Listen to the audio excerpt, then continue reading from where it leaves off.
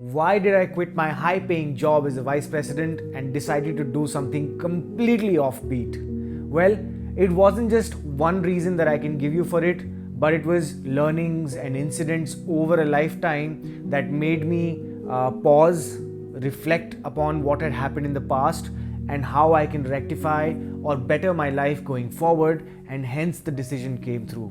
So in today's video, I'm going to take you through my background, my journey of life so far, what made me the person that I am, and how am I seeing myself in the future with the goals that I formed for myself, how I actually created a sustainable lifestyle of fitness, health, and launching myself into an entrepreneurial journey.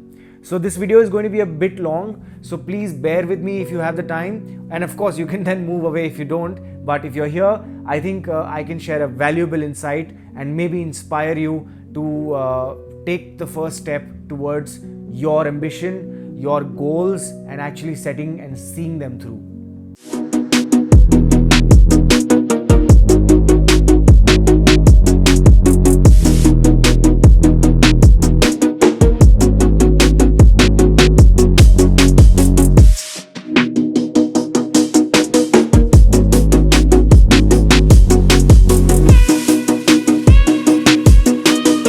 So let me start with giving you a little bit of background about myself. Where do I come from? Who is Rahul Badesra?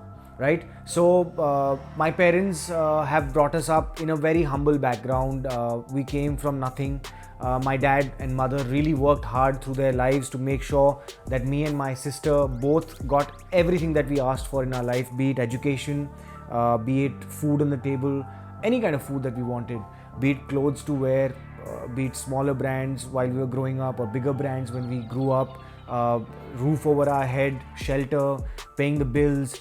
They took care of everything. They literally used to save each and every penny and invest it into their kids, thinking that they can make a future for themselves because they've learned the hardships in their life. They went through all those hardships. They never let them come upon us.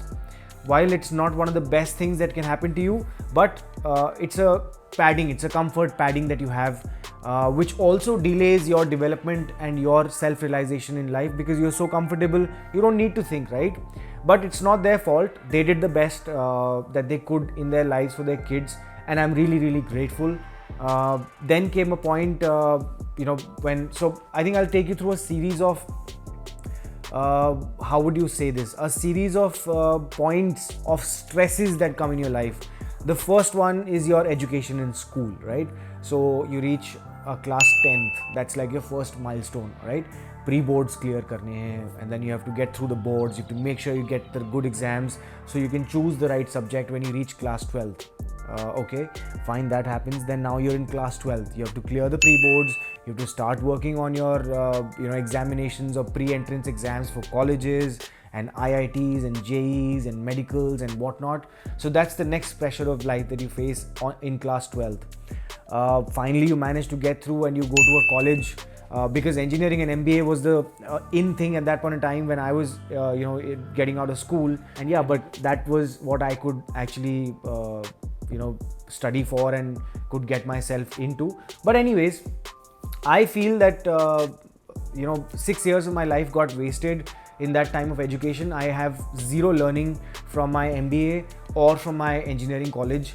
My actual learning started when I got my first job, and I started working at Havells as a product manager with this brand called Crabtree, that was there with them. So they actually sent us to Bombay, which was one of the best things that happened in my life, that I could move out from the shelter of my parents and comfort of my home. I made myself uncomfortable by going to a new city, and a new city that too being something like Bombay, which is a totally different monster to deal with, right? And I was there for good 10 years. The first year was the most difficult time of my life. The houses, we used to live in bungalows in Delhi, and then those houses in Bombay, the flats were so small. It was a big deal for me to adapt to that lifestyle by being myself, traveling through trains. I broke myself down and I learned a lot of things, how to live by myself, how to take care of my food, how to manage my monthly expenses. So it was a learning experience, a graph for me to actually start my learning process in life. I think that's when I started it. That's when the learning started for me. I spent 5 years of my life because I didn't realize the time was going by. I actually loved what I did. Then there was a sad news that came from home. One of these days I got a call that I lost my younger sister. It was a heartbreaking, something that broke our family, and it was completely shattering for us. I didn't know what to do at that point in time. So I came back, took a little break from my career, and then I was just again pausing and reflecting, what do I want to do? I obviously quit Bombay at that point in time. I was like, parents are a priority. Let me just come back and spend time with them. Job and career can always come back. So that was the time. And after a year, I realized, and so did my parents, that my career was not going anywhere, because I loved doing what I was doing, but in Delhi it was not going to happen. So I decided to move back to Bombay. So that was another huge moment for me, that my parents supported me even in the time of dire need. They said, son, you go and you do what you want to do. We'll manage, and you keep coming back to seeing us and all of that. I went back to Bombay, started my second stint there. I actually then did so much more work and rose again in my career. Then in 2019, I finally decided that, okay, it's enough time now. Parents are actually looking forward to having me back with them. They're growing old, and I must go back and spend time with them and settle down now. So I came back in 2019 when I joined DDV Mudra as a Vice President for Live Events, Sports and Intellectual Properties in 2019. And end of the year, I met Parul at that point in time, and we finally decided to get married and settle down. So we had our dream destination wedding, and we went to New Zealand. And then finally, while we were coming back from New Zealand, we had a layover at Hong Kong airport. That's where we saw people wearing masks. This was March first week in 2019. We saw people wearing masks, and I was like, dude, if this thing happens, COVID was just starting to spread in China at that point in time. I was like, if this happens in India, we're finished. People will never wear masks. This will never happen. That will never happen. We're not prepared. Our medical infrastructure is this, that. So all those things were going to our head. Boom, we came down to India, and there was a lockdown announced by the Prime Minister at that point in time. Now, whatever I'd learned for the last 10 years into live events, sports, entertainment, everything came to a standstill. The whole world stood still. Only people who were into direct to consumer or digital or e-commerce or internet work, they survived it, right? We tried to do live events online in the digital space, but it wasn't working. That's when I got the time to reflect on what had happened in the last 10 years. I paused. I saw that, okay, this is what I've learned so far. I've always been in a job. My ambition is to be rising higher in the system and the hierarchy. From a vice president at max, I'll go to a CEO, but eventually I'm making money for somebody else.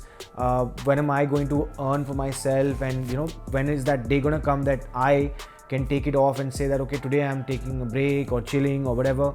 So anyways, my thought was that I basically got 2 months. In the month of in the month of March and April, I did not do anything. Basically, it was just me and Parul and mom and dad at home. And we had a good time in the beginning. We used to play chess, and we used to watch Netflix and binge and eat anything. Like I was eating disastrous food at that point in time. I put on a lot of weight also at that point in time. I was not in the best shape of my physical well-being or my mental well-being. But this point in life gave me something to reflect upon, and this pause gave some mental space where I could think, what next? Is this something that I want to continue doing? That's when it struck me that, because this business can come to a standstill now, it can happen again in the future.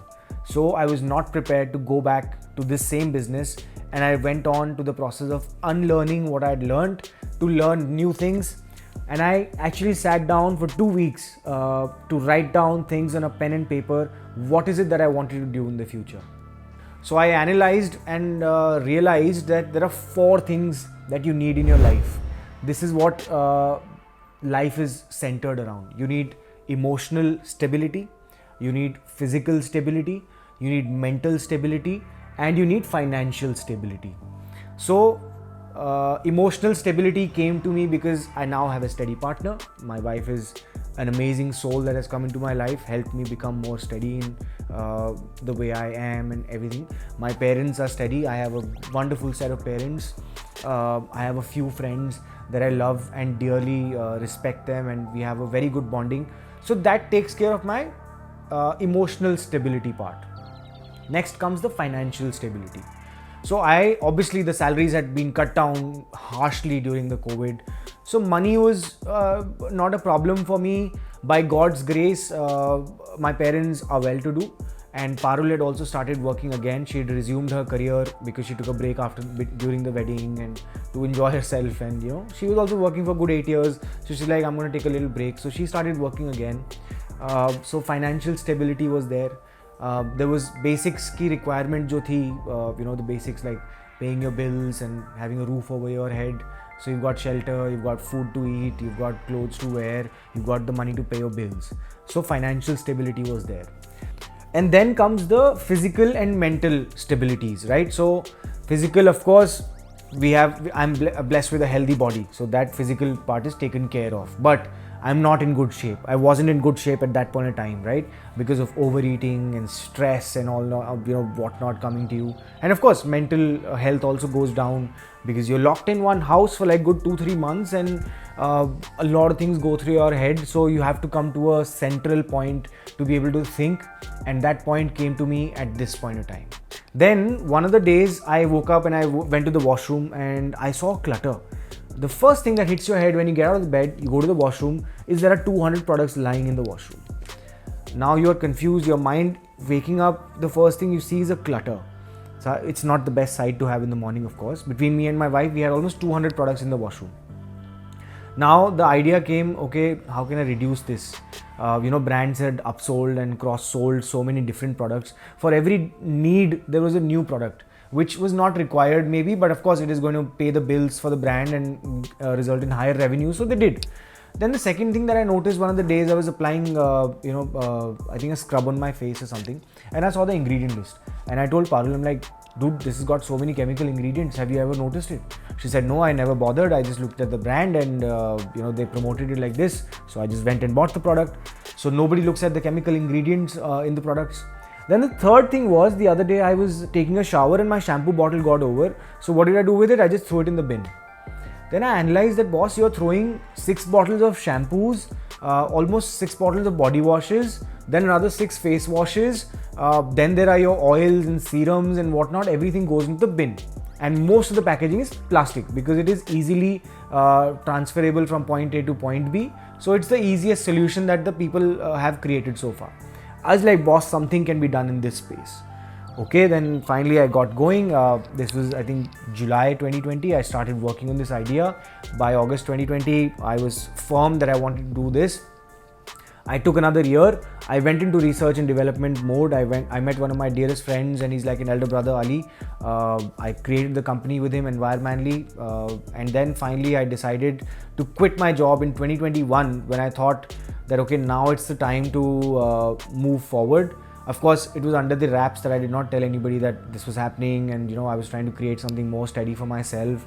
I was in the job, I was slogging myself through and making sure that I could make the ends meet. And when I was completely certain that this is what I wanted to do for the rest of my life, at least for the next 10 years, to be invested into content on the YouTube channel that I've created, to create this company and finally take this on a different mission altogether. So that's when I took the decision and played the punt of risking one of the biggest risks in my life, to quit my job at the age of 34 when I'm married. I've got parents who are now growing old. I thought if I don't do it now, I can never do it. So that's when I played the punt. I quit my job and I focused on Environmentally completely.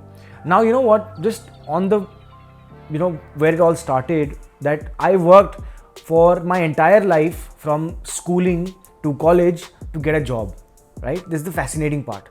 That I worked my entire life because my parents had told me that your financial security and your life depends on you getting a job.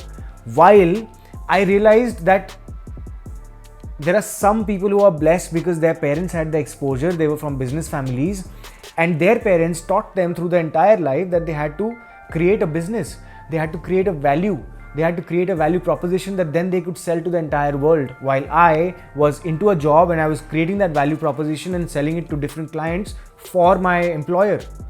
I was making money for them. Why can't I make this money for myself, for my family, for my wife, for my parents, for myself, so that I can buy a life that I want to for myself and free of being answering to anybody? That's when the light bulb moment came, and I changed my mentality and thought from being an employee to becoming an entrepreneur. That's when this move happened for me, and I think it was one of the biggest decisions that I was able to take because of the learnings that I had in those last 10 years. I graduated. in the school of growing as an employee to a higher rank. And then I think it was the right time for me to risk it all. When I was ready, I finally took the risk. I played the punt. And guess what? Environmentally just rolled out last week. Environmentally.com is live. Our products are out there. I hope you will go and check them out. And I'm sure that you will love all the products that we've created. I'm going to create more content on Environmentally. What is it exactly? What products do we use? What ingredients did we use? How did we do the R&D? How did we achieve our packaging which was sustainable?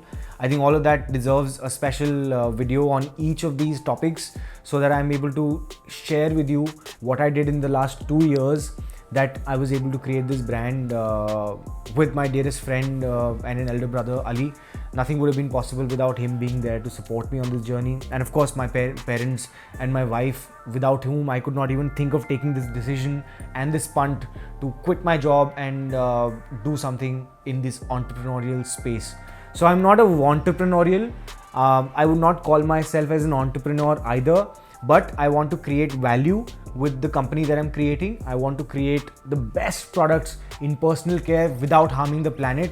And these products are backed with science and technology that they actually help you reduce the clutter in your life. So I hope you will find these products and you will buy them and you will use them and you will tell me the feedback as well. Environmentally.com is now live. This was my experience and learning and why I quit my job. But please, these are my learnings. These are my experiences. These are my life's visions and goals. Everything has to be sustainable, be it your lifestyle, be it your health, be it your fitness, be it your work life, be it your personal life. You have to sustain it so that it lasts longer. Life is a race. It's not a stint, 100-meter race. It's a marathon that you're running. So make sure that you have that mentality and get a long-term vision going. Think at least 10 years down the line, 20 years down the line. And maybe you will be able to achieve, and that every day that you live for is for a day that you will see 5 years, 10 years, 15 years down the line. So make sure that you do that. That was, I think, one of the biggest learnings that I wanted to share with you guys today. And I think this is something that I could share with you with this confidence that I've been able to achieve this moment in my life. And I'm thankful to all of you for being helpful and supportive in this journey of me being on YouTube, putting myself out there in the public life, and you being so supportive for me. Thank you so much. I'm going to see you guys soon in the next video. And until then, remember friends, life is more fun when you're at the top of your game.